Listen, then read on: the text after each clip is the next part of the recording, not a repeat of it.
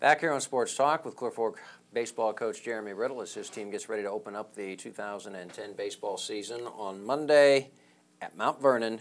Not this Monday, but March the 29th, about a week from this Monday. Hopefully we will have good weather. This gets into the season where I'm always thinking weather permitting. And we mentioned you have 13 returners, 12 of them seniors. You want to talk about some of the fellows that are coming back? A lot of them probably familiar faces from a year ago. Sure. Behind the plate, we have Justin Blake, and Justin moved into our catching role when he was about halfway through his freshman year, so he's been back behind the dish quite a bit. And, he's a great defensive catcher and, hits in our 2 spot. He does a great job. At first base this year, you could see a couple of different guys. Brennan Liberty could play a little bit of first base. Logan Perkins, who's a sophomore this year, could see some time at first. Both returning lettermen. Joe Staub's back at second. Joe's been with us for, 3.5 years now. Did he catch last year too? Joe was the kid that came in and caught when Justin Blake hurt his back.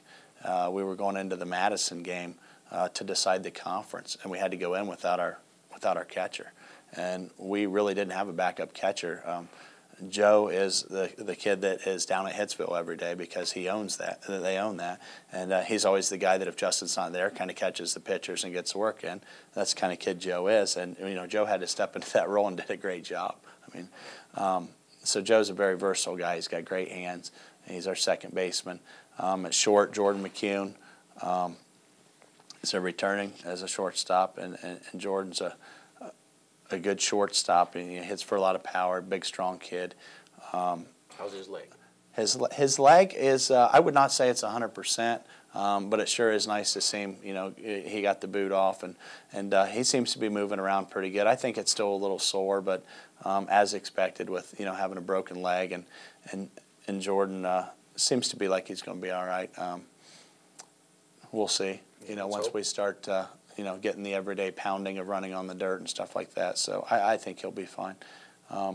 Third base, we've got a heck of a battle at third. We've got Matt Squires back, who's a senior, who played some second when Joe went behind the plate last year.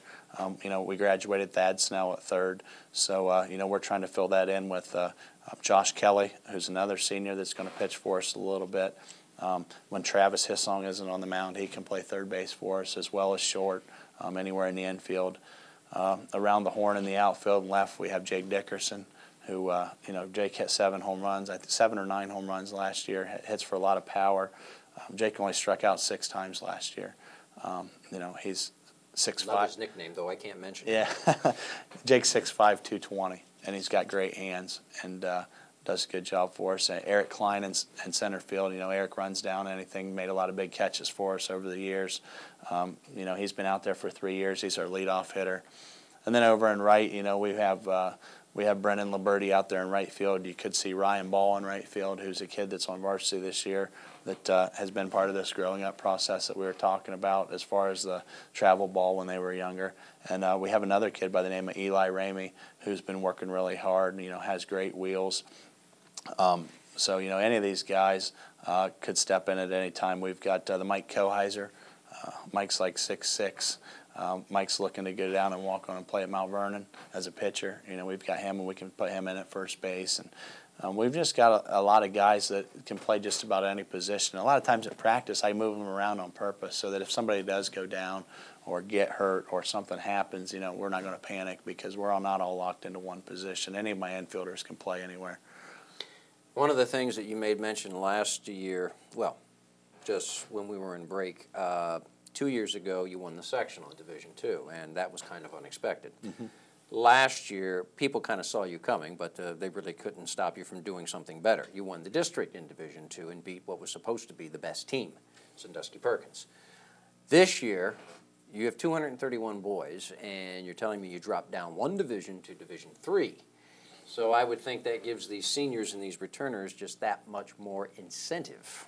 Yeah, a lot more incentive. We knew we were going to be close when the numbers came out because 2 years ago we knew we were going to be close, and we ended up Division II, which was fine. We were one of the smaller schools in Division II, but we still felt we had a really competitive team, which we did. And we were looking forward to the numbers. They always change by 3, 4, 5 5 people. And the numbers came out for this year, and the cutoff was 231 boys for Division III. And we just happen to have 231 boys in our school. So, that makes us one of, if not the biggest, Division III school as far as baseball is concerned in the state of Ohio, which is very encouraging, considered that we were competitive in Division II. But, there's a lot of factors with that. There's no give-me's with that either. I mean, you've still got to go out and play the game. But we are excited. Division III is a more familiar territory to us. We know a lot of those coaches, a lot of those teams, a lot of those programs because we were always Division III until the last 2 years. So we kind of went back to a familiar territory where the coaches know our program and we know theirs, rather than traveling up north to the Sandusky's of the world where they're not really familiar with Clear Fork baseball. Where would your, not to get ahead of myself, but I'm going to ask, where would your sectional be? I don't know if they've came out with that yet. In the past, it's been at Crestview, but I'm not sure. I haven't really heard yet. Is the great equalizer, regardless of division, if you happen to run into a guy who can really bring it, who can really pitch, not just fastball, but somebody who's got a good fastball and some junk? I would agree with that statement.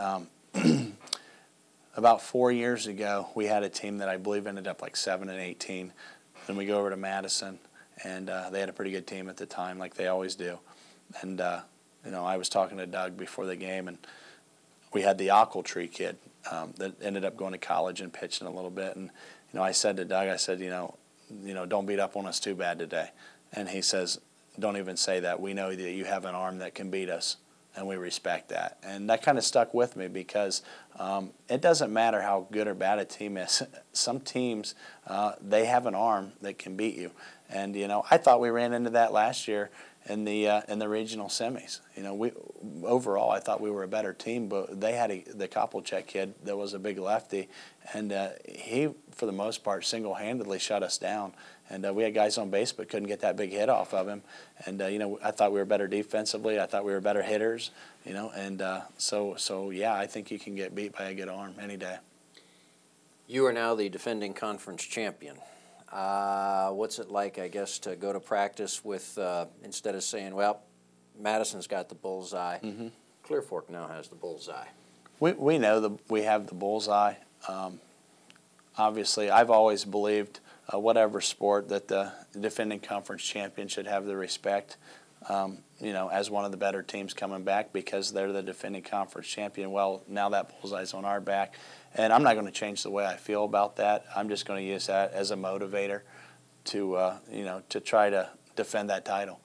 And I guess you've been on both sides of the fence before, and it's never easy having that bullseye on your back, but we just have to use that as motivation to get better every day.